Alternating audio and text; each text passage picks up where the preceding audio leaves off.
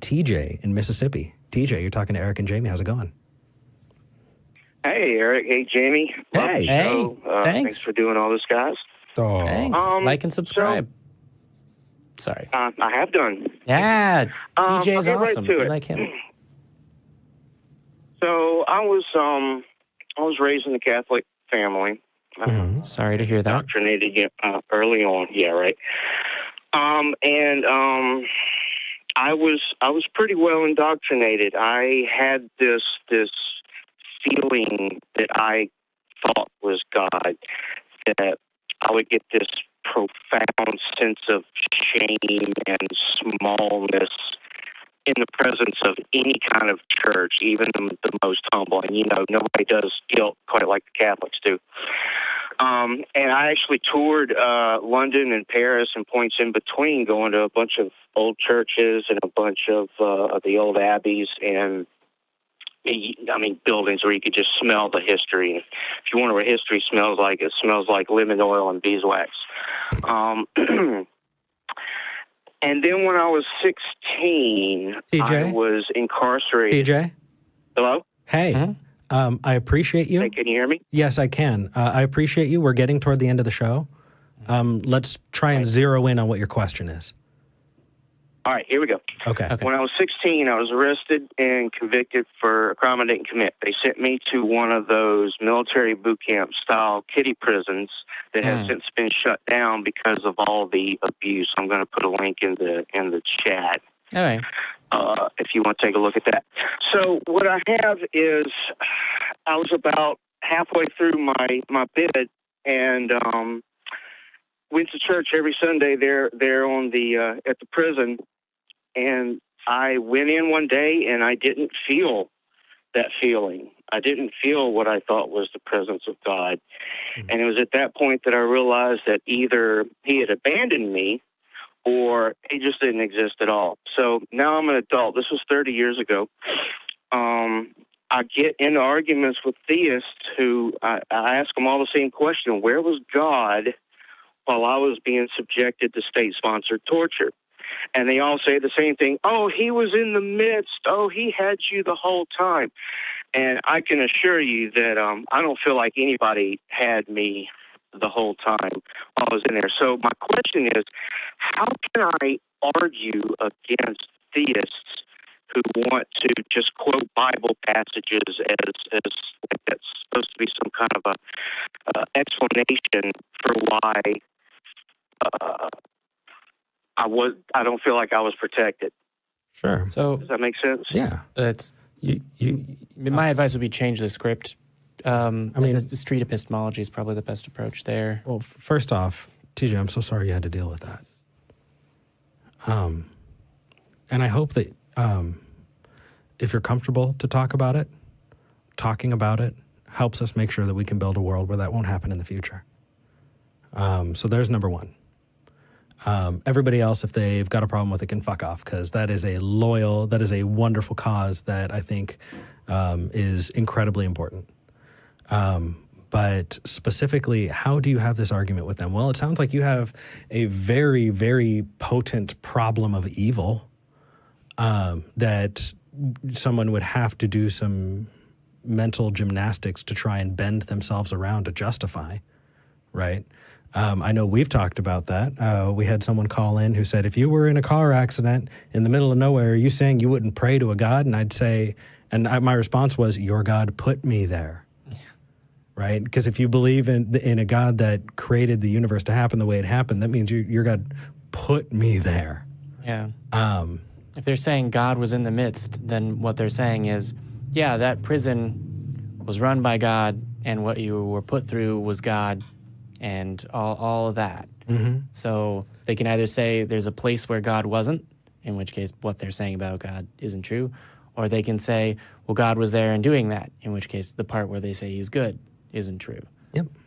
And the rest of it, man, there are people that you're not going to be able to convince.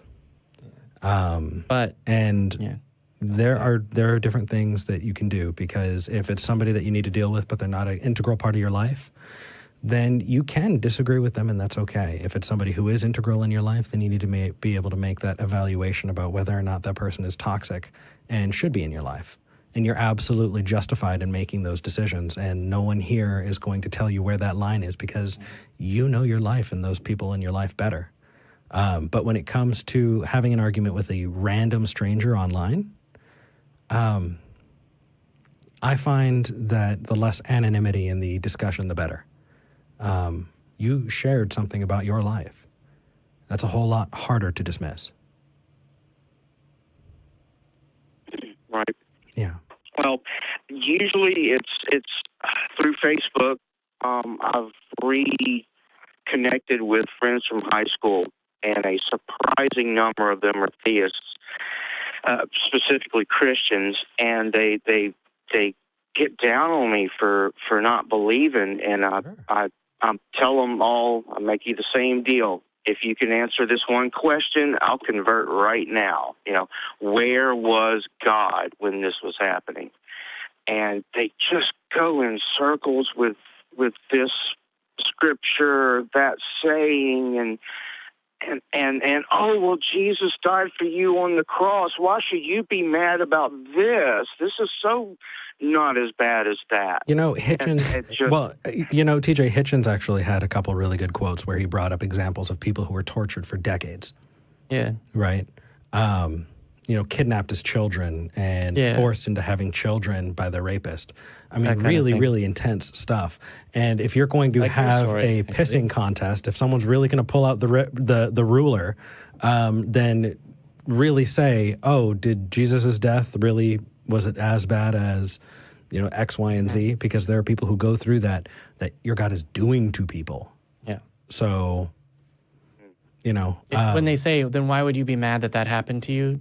The one snippy way of responding is, do you mean, why am I mad that you're claiming that your God did that? I like that. Yeah. And another, because you're also going to church and worshiping that God and talking about how great that is and giving money to institutions that teach other people to say that. Yeah. That would be why. And with that argument can be, you can say, hey, you may not agree with me, but would you agree that the solution is to allow the abuse to continue? No. Would you agree that we should do something instead of waiting for a God to? Because hoping a God would do it didn't help you, so why would I expect it to help other people, right? And so whether or not you believe that God exists, creating reform and legislation to make this world a better place is something that's in our hands that we have to do. Yeah. So regardless of whether or not you believe it, if that God is that much of a shit, then they should be, just as on board to make the world a better place from us doing it instead of, waiting around for that deity.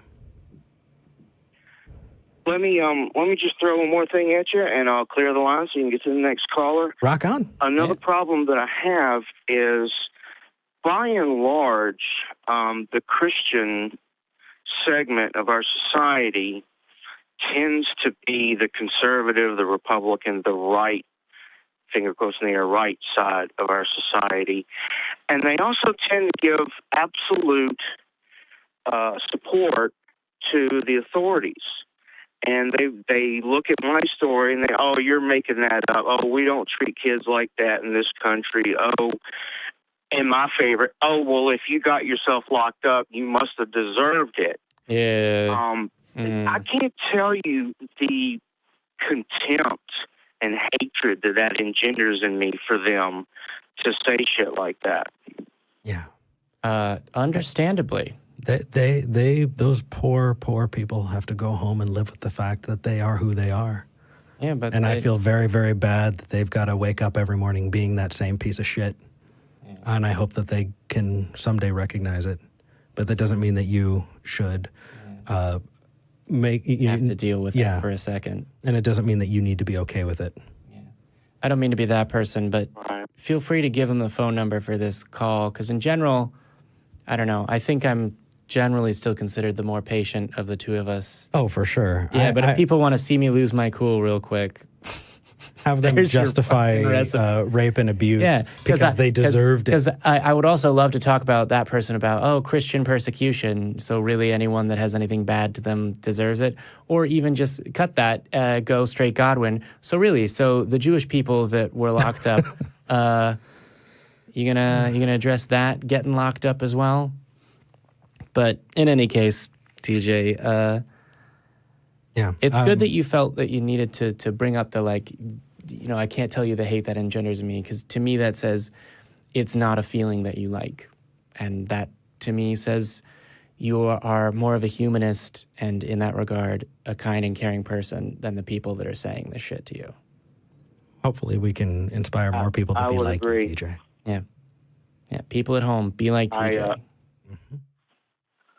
My wife says I want to protect the world because I know what it's like to be bullied by absolute authority, and I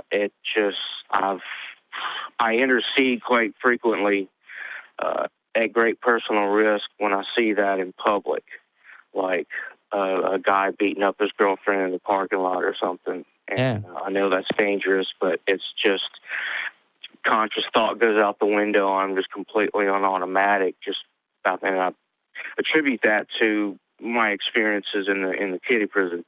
Yeah. Well, and that can actually get expanded out to something that I think we can all learn something from, and that is see something, say something.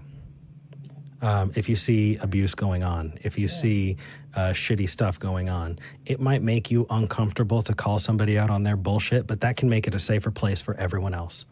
And so it should be done. Yeah. Or at very least, see something, say something to the proper authorities. Mm-hmm. Yeah, you don't have to say it to the person. Let somebody who can do something about it know. We've got 911. These are things. Here at the ACA, we've got Jamie. We've had creepers walk in and start to be creeping. And Jamie walks up and goes, "You can get the hell out of here." And they go. And that's why it is a safer place. And that's why we're freaking proud to be here. Yeah.